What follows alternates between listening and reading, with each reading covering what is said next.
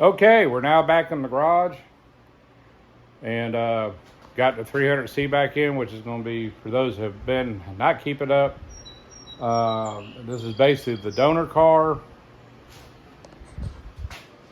for the Studebaker Lark build, which is getting a Gen 3 Hemi swap in it. So the 300C is back in the garage today. Today's goal is to start getting everything disassembled on it. I'm going to take the front section completely out because I want to pull the motor and tranny at once out and strip out what we're going to need and get rid of what we don't. And so let me get some tools together and we'll get started. All right, I got some of the tools ready so I can start taking some stuff apart. Some things I'm going to have to be mindful of what I take apart and save just in case I need to use it, like the parts of the wiring harness and stuff like that. And there's certain things that can be resold, which we've already sold some parts off the car already. There's still a lot more I can sell off of it. So when tearing this thing apart, I want to be mindful of what I know that could probably sell. You know, 'cause at the end of the day, you know, selling parts off this helps kind of fund stuff that Ethan and I do on our stuff. Of course, there's a lot of y'all out there that buy donor cars as well, you know, just for what you need and that's it, and the rest of it just gets tossed. But for me, you know, this is a good way to make money off something that you're taking apart, use what you can use, sell off what you don't need, and take that money and put it aside to buy parts for other projects. So I've got to kind of have that mindset as I'm taking this thing apart and not just rip everything out, cut it with a pair of pliers or whatever else. Now there are going to be some things that I'm not going to use, and that's going to get into the throwaway or scrap pile. By the time I'm done with some of this thing, I'm going to have a big floor full of stuff. And just kind of weed it out and go from there. Anyway, I'm going to start taking the front off here, take the front assembly out, radiator core support, the bumper cover out. Just I want to get everything exposed here, so when I go to get ready to pull the motor and transmission, I can just lift it up and pull it out as one unit. That's the game plan anyway. So other than that, let me start tearing some stuff apart.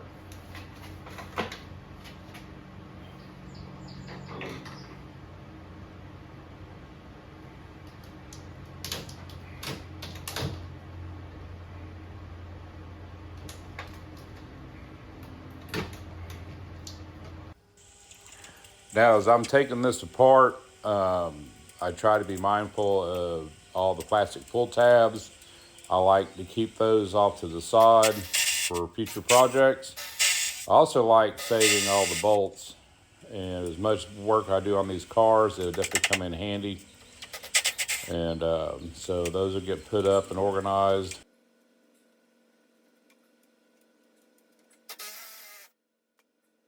Just save what you can save. I mean, as far as, you know, you never know when you're going to need the extra stuff down the road. It just comes in handy if you break a bolt or lose a bolt. You've got a replacement bolt to use, and it's still OEM. And I just like to save them just in case.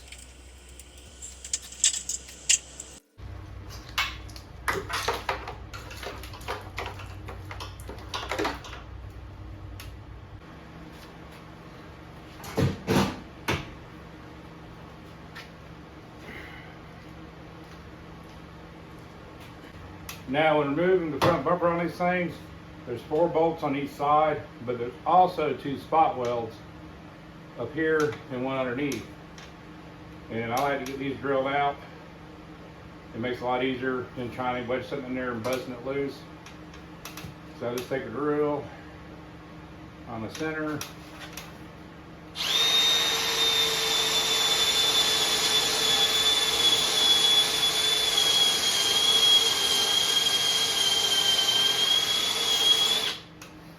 You know, just try to drill out enough to where you can just get something behind there, lightly hit it, and it comes apart.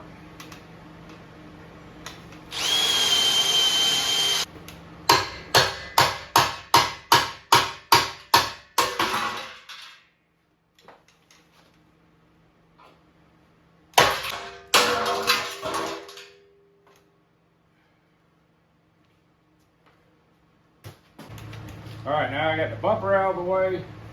I'm getting ready to pull the radiator out. I was careful about taking the lines off. This condenser slash power steering cooler, trans cooler is all one unit. So I made sure I took all them off because I might use it down the road for something else. Or turn around and sell it. In case someone wrecked their front end of their 300 or their Charger. About the same year period, this will interchange over. And I was careful about capping everything off, like for the power steering, oversized bolt, keep it from leaking. And these little tabs here, or what I call vacuum plugs, work great for capping off the lines. So I did that on both sides.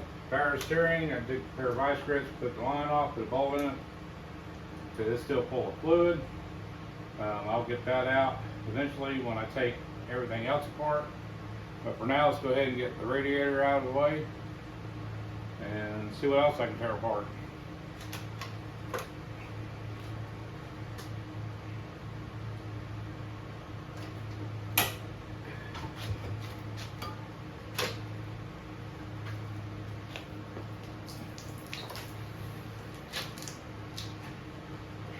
Got everything out of the way. We got full access to the front of the engine where I can start taking stuff apart on that.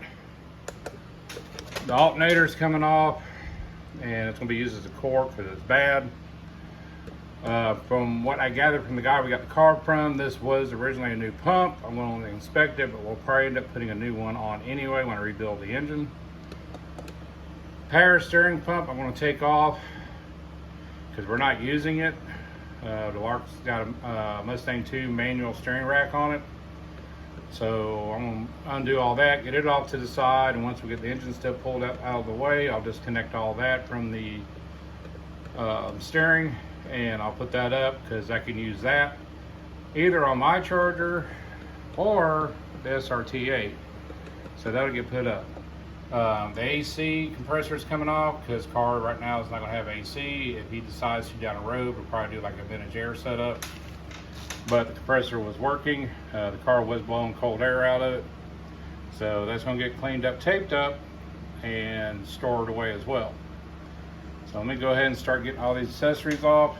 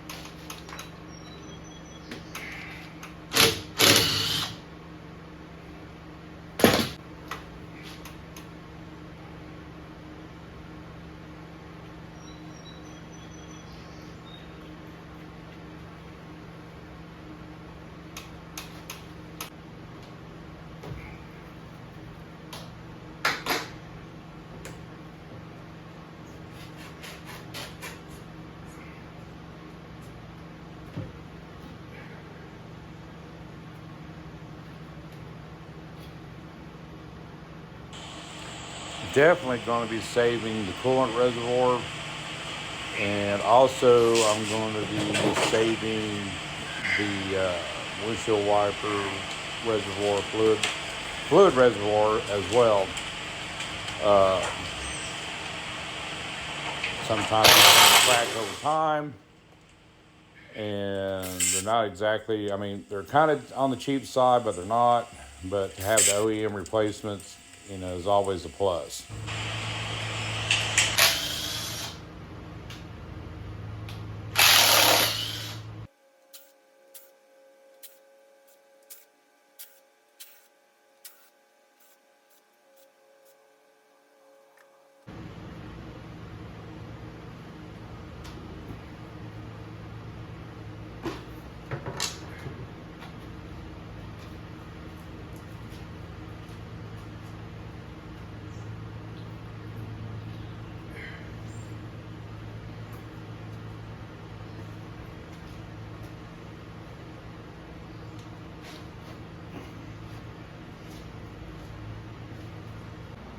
All right, I believe I made a big dent in this thing today. Not too much left to do on the top. Like I said, all the accessories are off now, so that I can get the driver's side and the passenger side. I got the intake off. Next go around is going to be taking the oil packs off, getting the wiring harness and stuff all out of the way, getting the heater hoses out of the way, and then get this thing pushed back, get it jacked up in the air, and get all the mounts loose, and see about getting this thing out. So other than that, guys, that's going to be it for today. Part 1 of the teardown. Y'all have a good one, a safe one, and I'll see you down the road.